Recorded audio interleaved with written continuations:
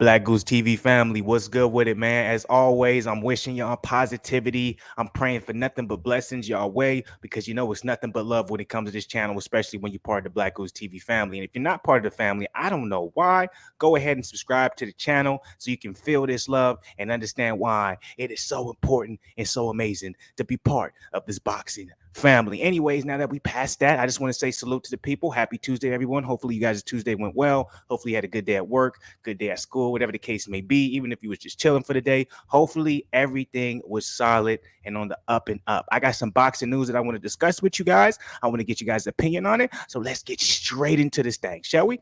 Conor Benn. As we know, Conor Benn just got done fighting Chris Van Heerden. We can even say that it wasn't even a fight because he got that man out as quickly as possible. Put the damn hurting on that boy, right? Respectfully, right? Nothing but love and respect toward Chris Van Heerden. Nothing. I don't mean any type of disrespect when I'm saying. I'm just telling you like it is, and I'm telling you what happened. All right. So with that being said, we are all trying to figure out if you are a Conor Benn follower, if you are on the up and up when it comes to Conor Benn's career, we are all trying to figure out what would be the next move for him at 147. The thing about Conor Benn's position right now is he's in a very particular place, right? It's not because of his skill set or his skill level. I think it comes with who he is currently being promoted by. As we all know, Eddie Hearn is the guy that's behind him. DAZN is the guy that's behind him. And with that being said, if there's anybody that, in my opinion, and you guys know I always give the big ups to Eddie Hearn. I always do. But if there's one division and one weight class that you don't want to be signed to Eddie Hearn with, it's that welterweight division. And why? Right? And some people would actually argue you don't want to be signed with anybody else but PBC when it comes to the welterweight division, because on the outside looking in, when it comes to casual boxing fans, when it comes to even a lot of hardcore boxing fans, majority of them will tell you that the top welterweights are in the PBC stable. Okay. Even though me personally, I've been an advocate. I've always said, you guys can go back all the way to 2 years ago. I would always say that PBC is very good with their marketing ploy, especially when it comes to their welterweight division. And it started with when they had Floyd Mayweather, at least associated with Floyd, as far as co-promotional deals, et cetera, et cetera. They did a good job of selling to the public that the only division when it comes to welterweight that matters is the one with PBC, even though there's a whole lot of talented welterweights at Top Rank, whole lot of talented welterweights at Golden Boy Promotion, whole lot of talented welterweights like a Conor Benn with DAZN and Eddie Hearn and Matchroom, you know what I'm saying? But because it doesn't have the PBC stigma behind it, a lot of people are fooled and believing like, well, no, if he doesn't fight Earl Spence, Danny Garcia, Ugas, Sean Porter, like then he hasn't fought anyone. Who is these? Who? And this is coming from a lot of the stigmas against Terrence Crawford. Who has he fought? If he hasn't fought in these 4 or 5 PBC welterweights, he ain't shit, because all the best welterweights are with the PBC company, right? And if you understand boxing, if you understand boxing past the simplistic level, past the emotional level, and then you also understand business and marketing, then you will realize that, hey, man, PBC did its motherfucking job. And a lot of you motherfuckers are duped in believing that PBC got the best welterweights, okay? It is what it is. That's why marketing does what it does, right? That's how you make money when it comes to promoting a business and be able to say, hey, I have the best product out there, okay? The only people who are going to be able to co-sign that is the fans. So if you have the best marketing and the fans are co-signing, guess what that means? The money you putting into marketing is paying off, right? So now with that being said, I can bring this all back into full circle, right? Conor Benn is in an iffy position being at 147 and being with Matchroom, Eddie Hearn, and DAZN. Why? Because he has the least amount of leverage when it comes to getting these big name fights, because a lot of the big name fights at welterweight has to do with PBC fighters. So we're talking about a cross-promotional, co-promotional deal that would have to take place. And the reason why that's such a red flag for Conor Benn and his team is because, once again, he's associated with Matchroom, DAZN, Eddie Hearn.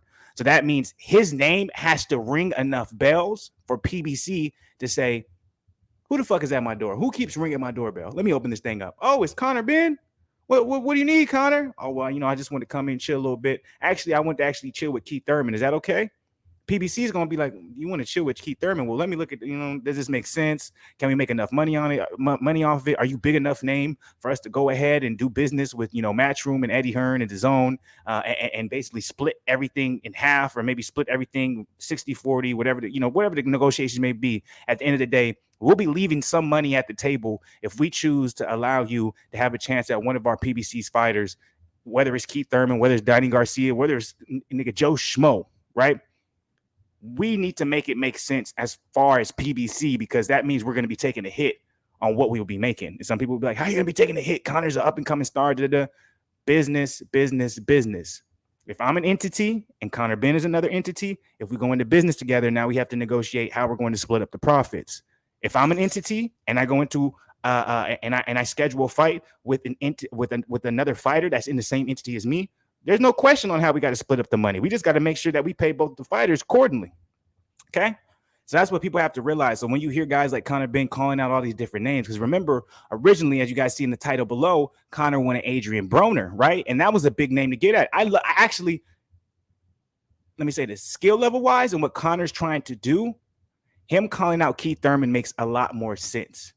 Calling out Adrien Broner is like, oh, you're trying to kind of just put your name out there and get a big payday, which actually where he's at in his career, both of those options make sense. You can't say anything. Okay, one on Adrien Broner. Yeah, most people expect Ben to beat Adrien Broner because Adrien Broner's been out the game so long. But what can he get from beating him? Clout and a big payday. Keith Thurman, what would he get from Keith Thurman, right? Calling him out. He won't necessarily get the clout, and he may not get the big payday, but what will he get? A lot of hardcore boxing fans who didn't know about Conor Benn before, especially in the America, U.S. market, saying, who is this guy at 147?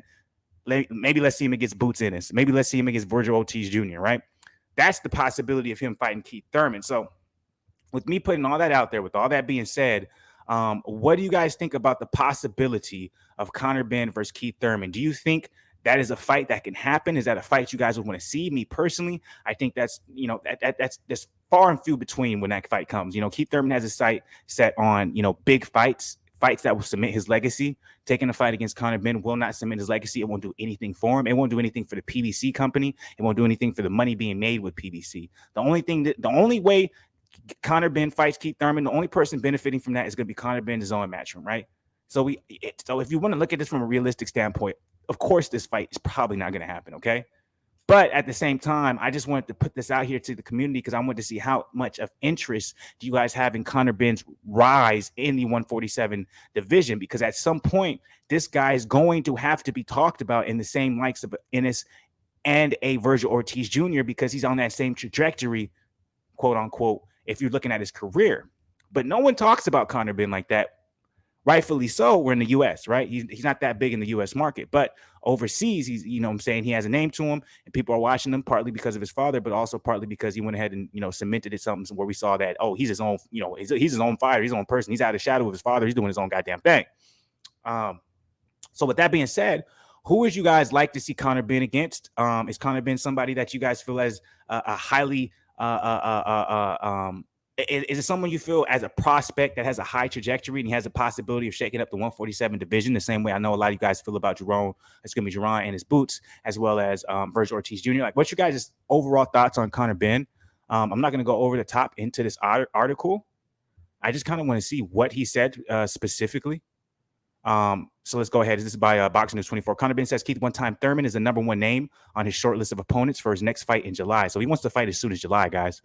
Benn says it would be a final eliminator for the WBA regular welterweight title if he would be facing Thurman for that. If Thurman agrees to the fight, it would be a significant step up for the 25-year-old Benn. And remember, Benn is the youngest when it comes to these young guns we're talking about. Ennis is 28, 29 years old, 29 years old. Ennis is the oldest of the prospect. Virgil Ortiz, I believe, is only 23, 24. Benn is only 25. So Benn and Virgil Ortiz are actually younger than Ennis, but Benn is the least talked about when it comes to these up-and-comers at 147, obviously because his name isn't in the U.S. market. So these are other names on Benn's shortlist. Mario Barrios, that'd be a good fight for him. Mikey Garcia, that'd be a good fight for him. Danny Garcia, Kell Brook, Maurice Hooker. I know he's not going to get a Kell Brook fight because Kell Brook is on to bigger and better things. Okay, that's just the realistic side of it. He's trying to cement his legacy. Mikey Garcia, I don't see that happening. That's too tough of a fight for Mikey Garcia, especially the way he's looked. Danny Garcia, I can possibly see that happening, but at the same time, we're talking about the whole PBC thing again. So I don't see PBC saying, hey, I'm going to go ahead and allow Danny Garcia to be led into the slaughter against Ben. Not saying that he'll lose against Ben, but there's a much higher risk fighting Ben with a very low reward. Because if Garcia beats Ben, people are going to say, I expect that. If he loses to Ben, his career is basically over. There's no more money to be made in PBC. So that's probably not going to happen. Like I said, Kell Brook's not going to happen. Maurice Hooker is a possibility, especially with Maurice Hooker being over there on the DAZN side of the game. So of all of his options, I think the most likely would be Maurice Hooker coming up next because of the entity he's with as far as promotional side. I don't see Barrios being an option. I don't see Garcia being an option. I don't see Danny Garcia being an option. I don't see Kell Brook being an option. As much as I would love to say Thurman's an option, I don't see it being an option, you know? So his next best bet is probably to try and make something happen with Maurice Hooker. If Hooker wants to go ahead and take that fight. We haven't seen Hooker in the ring for a little while now. But either way that goes, I'm going to go ahead and run through that, see what you guys think about it. As always, drop your comments below. Show some love to your boy by hitting the like button. Show some love to your boy. If you're not part of the family, subscribing to the channel. As always, I'm here for now. I'm gone later, but I'm back tomorrow. Y'all already know what it is, man. BlakGooseTV all day, fluence up in this motherfucking thing. Nothing but love to y'all. Salute, salute, salute. Let me know what y'all think, man. Let me hear y'all perspective, man. Don't hold that shit back. Drop it.